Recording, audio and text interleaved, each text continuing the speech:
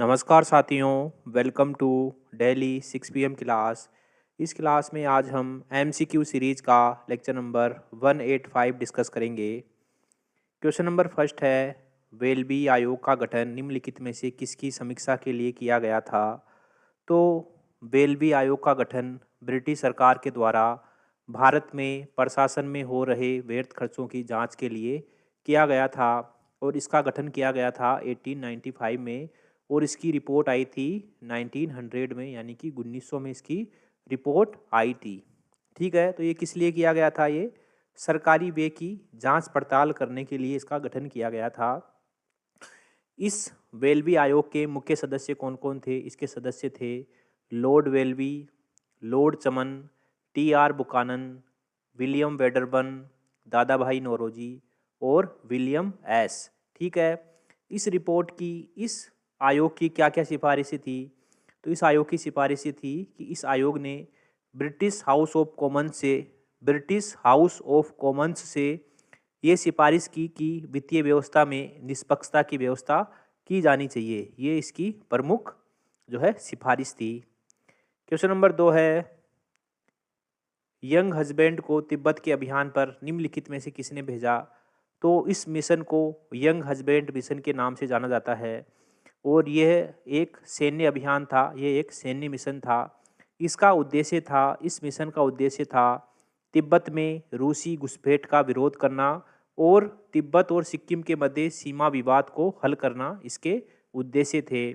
ठीक है, जो ये यंग हस्बैंड मिशन है ये दिसंबर 1903 में भेजा गया था और सितंबर 1904 में ये कंप्लीट हो गया था। ठीक है, इस मिशन को भेजा था लॉर्ड कर्जन ने। ठीक है, तो ये बी ऑप्शन हमारा आंसर हो गया। लॉर्ड डलहौजी का टाइम पीरियड था 1848 से 1856।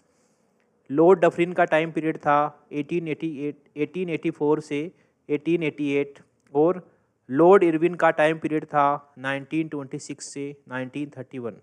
ओके, क्वेश्चन नंबर 3 है, निम्नलिखित कथनों पर विचार कीजिए। पहला स्टेटमेंट है, बंगाल विभाजन 16 अक्टूबर 1905 को लागू हुआ।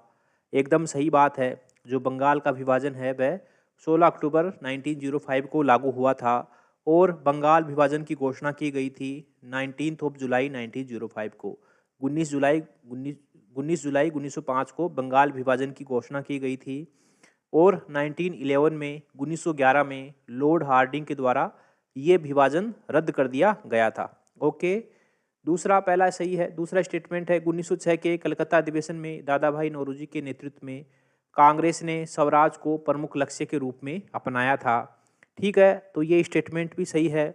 1906 के कलकत्ता अधिवेशन में कांग्रेस ने स्वराज के लक्ष्य को पारित किया था और इस अधिवेशन में अन्य प्रस्ताव पारित हुए थे, जैसे कि स्वराज का, बंगाल विभाजन का विरोध करने का प्रस्ताव पारित हुआ, स्वदेशी अपनाओं का प्रस्ताव पारित हुआ, बहिष्कार का प्रस्ताव पारित हुआ और राष्ट्रीय शिक्षा का प्रस्ताव पारित हुआ।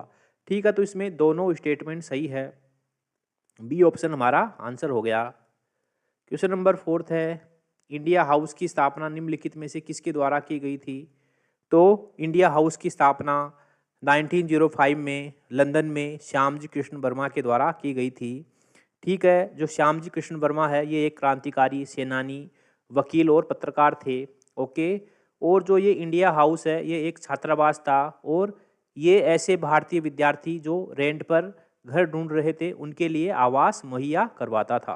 ओके, मैडम भिकाजी कामा, तो इनको मैडम कामा के नाम से भी जाना जाता था और ये पहली भारतीय महिला थी जिन्होंने विदेशी धरती पर भारतीय झंडा फहराया था और इनकी दो प्रमुख रचनाएं हैं जिसका नाम है वंदे मातरम और वदन तलवार। वंदे मातरम और वदन तलवार। क्वेश्चन नंबर 5 है, करतार सिंह सराबा निम्नलिखित में से किससे संबंधित थे? तो करतार सिंह सराबा गदर पार्टी के नेता थे, गदर पार्टी से जुड़े हुए थे और ये पहले लाहौर षड्यंत्र केस से जुड़े हुए थे। इनको प्रथम लाहौर षड्यंत्र केस में मात्र 19 साल की उम्र में फांसी दे दी गई थी और ये घटना है 1915 की। ठीक है, दिल्ली षड्यंत्र मामला या फिर इसको दिल्ली लाहौर षड्यंत्र मामला या फिर इसको हार्डिंग बम षड्यंत्र मामला के नाम से भी जाना जाता है। ये घटना थी 1912 की। और इस घटना में क्या हुआ था, दिल्ली षड्यंत्र मामले में क्या हुआ था कि जो उस समय वायसराय थे लॉर्ड हार्डिंग, उन पर बम फेंक के उनको मारने का प्रयास किया गया था, लेकिन ये प्रयास विफल रहा और इसका नेतृत्व किया था रास बिहारी बोस और सचिंदर सान्याल ने। ठीक है।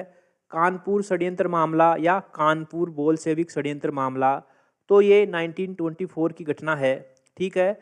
और इसमें क्या था कि जो नए कम्युनिस्ट नेता है उनको ब्रिटिश सरकार के खिलाफ षड्यंत्र मामले में जो है फंसाया गया था। और इसमें मुख्य नाम किस किस के हैं, इसमें मुख्य नाम है मुजफ्फर अहमद, S.A. डांगे, शौकत उस्मानी और नलिनी गुप्ता।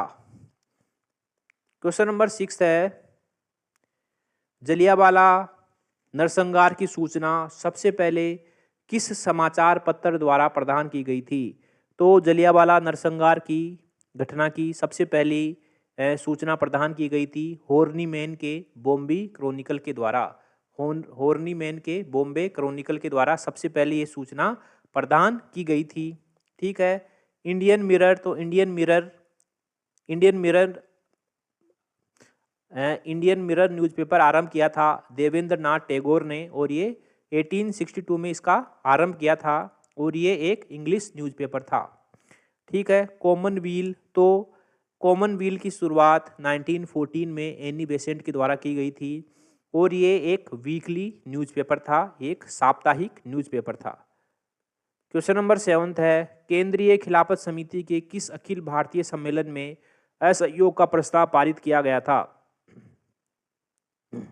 तो केंद्रीय खिलाफत समिति के जून 1920 के इलाहाबाद के अखिल भारतीय सम्मेलन में असहयोग का प्रस्ताव पारित किया गया था। इलाहाबाद के अखिल भारतीय सम्मेलन में असहयोग का प्रस्ताव पारित किया गया था। इस प्रस्ताव में स्कूलों, कॉलेजों, न्यायालय का बहिष्कार का निर्णय लिया गया था, और इसमें गांधी जी को आंदोलन का नेतृत्व सौंपने का जो है फैसला लिया गया था। ठीक है। क्वेश्चन नंबर 8 है, खिलाफत का प्रश्न संवैधानिक सुधारों तथा पंजाब के अत्याचारों से अधिक महत्वपूर्ण है। उपर्युक्त घोषणा निम्नलिखित में से किसके द्वारा की गई थी?